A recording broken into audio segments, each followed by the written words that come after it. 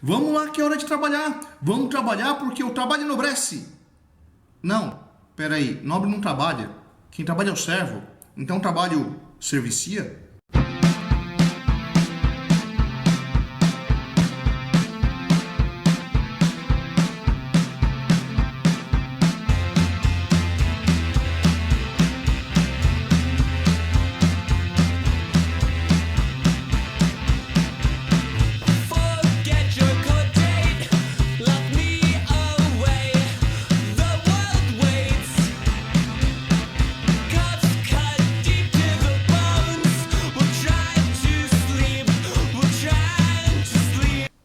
E na videoaula de hoje vamos falar sobre sociedade tripartite feudal. Chama sociedade tripartite porque ela está dividida em 3 camadas, chamados de nobreza, clero e servidão. Bom, vamos lá, vamos começar a ver como é que funcionava, como é que surgiu a chamada sociedade tripartite feudal e o que ela tinha de diferente. Bom, primeiro, a sociedade tripartite é uma sociedade estamental. O que significa estamental? É uma sociedade que está dividida em estados ou estamentos. E o que é isso? O que diferencia uma sociedade estamental de uma sociedade de classe, como que a gente vive hoje? Bom, primeiro, numa sociedade estamental, a mobilidade de uma camada para outra é praticamente nula. Ou seja, se você nasceu numa camada, você possivelmente vai morrer naquela camada. Existia apenas uma oportunidade dentro da sociedade tripartite feudal que tivesse alguma mobilidade dentro dela. Essa única oportunidade de mobilidade que existia estava no clero. Mas vamos deixar o clero por último, porque ele foi o último que se compôs dentro dessa estrutura feudal. Bem, vamos lá. A sociedade tripartite feudal, ela surgiu de onde? Da fusão de um sistema administrativo que existia entre os bárbaros germânicos, chamado de comitatus, e o modelo romano do Baixo Império. Bem, vamos lá. No Baixo Império Romano começou a ter um problema com as fronteiras, né? E um bando de bárbaros começou a invadir o território e do lado ocidental virão os bárbaros germânicos.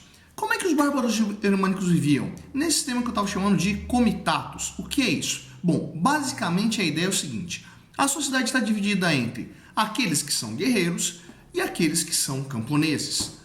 O que não quer dizer que o camponês também não podia ser guerreiro num determinado momento, ou que o guerreiro não podia ser camponês em momentos de paz. Dentro da sociedade germânica, essa relação entre ser guerreiro ou ser camponês era muito flexível. Mas como é que funcionava então? Primeiro vamos olhar para quem que era o rei bárbaro. Bom, o rei bárbaro não era esse rei que a gente entende hoje. Para entender melhor, vai aqui, vou colocar para vocês o link lá do vídeo que eu falei sobre o batismo do Clovis. É um dos primeiros vídeos, a qualidade tá bem ruinzinha, mas eu estou informando como é que funcionava lá esses povos bárbaros germânicos e como vai ser a ligação desse grupo com a igreja. Então vamos lá.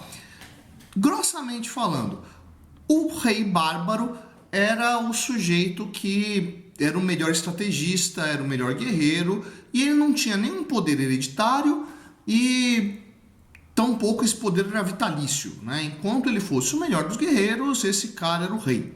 Junto desse cara existia ali um séquito militar, né? Um grupo dos melhores guerreiros mais próximos, né? Os principais pensadores, os principais estrategistas que compunham esse séquito militar, que era o do rei bárbaro.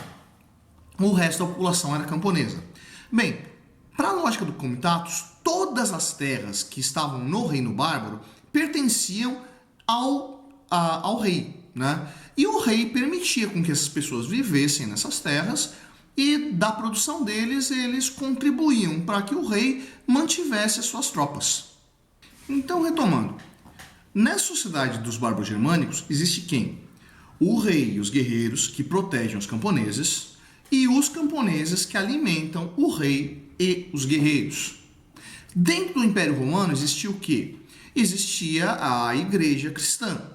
Bom, a igreja era um órgão fundamental para conseguir garantir a estabilidade do Império Romano. Por quê? Era a igreja que mantinha todo o controle da administração, eram eles que sabiam escrever, eram eles que sabiam quantas pessoas tinham nascido, porque eram batizadas dentro da igreja, quantas pessoas tinham morrido, porque eram enterrados por membros da igreja, né? Quantas famílias estavam compostas, porque casavam dentro da igreja, e assim sucessivamente. Bem, quando os bárbaros começam a formar os reinos bárbaros, eles vão acabar se utilizando da igreja para compor essa nova sociedade. E como ela vai se formar? Então, em cima dessa tríade, nobre, que a função é guerrear, ou seja, proteger o território, né? E evitar invasões e expandir quando necessário. Camponeses, que trabalham e sustentam os nobres. E o clero, que mantém a ordem. O clero, ele é o grupo que tem a função mais estranha para a gente olhar. Porque basicamente a gente está falando do quê? Nobre guerreia, servo trabalha, clérigo reza. Mas não é simplesmente um trabalho da religião que ele está fazendo. Ele mantém toda a estabilidade. Ele não só tem o controle legal de como... de quem é que vive naquele território, quem é que deve pagar imposto, quem é que trabalha com o quê. Esse cara garante a paz de espírito do sujeito que é camponês.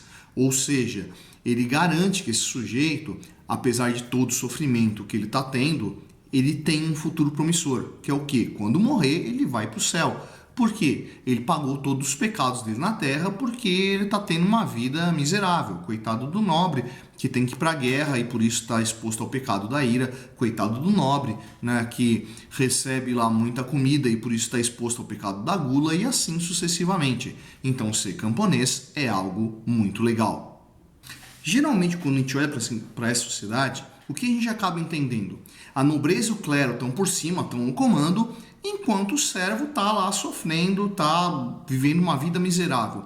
Pois é, observando superficialmente, o que a gente enxerga é só isso. No entanto, a gente está falando de uma estrutura social extremamente delicada. Por isso que eu comparei aí essa sociedade a um tripé, né? Como assim um tripé? Vamos ver o seguinte, o que é que o nobre faz? Ele defende a terra onde vive o servo e onde vive o clérigo. Se não tiver um nobre, o servo não tem como produzir. Porque se esse cara que está trabalhando no campo tiver sua terra invadida, o que ele vai fazer com o que ele plantou? Botar nas costas e levar embora? Jamais, não é? Então ele precisa de uma segurança para garantir que aquela terra continue sendo produtiva. Então ele tem um senhor feudal, tem um nobre que garante essa segurança dele, e aí ele pode trabalhar livremente. O servo alimenta o senhor feudal e o clérigo através das chamadas obrigações serviçais, que eu vou falar disso aí mais detalhadamente no próximo aula. Né? Ele paga impostos tanto para o nobre quanto para o clérigo. Nisso ele garante com que o clérigo não tenha que se preocupar em gerar o próprio alimento. Ele pode cuidar simplesmente das questões religiosas. Assim como o nobre não precisa se preocupar com o que ele vai comer. Ele tem que se preocupar em defender a terra.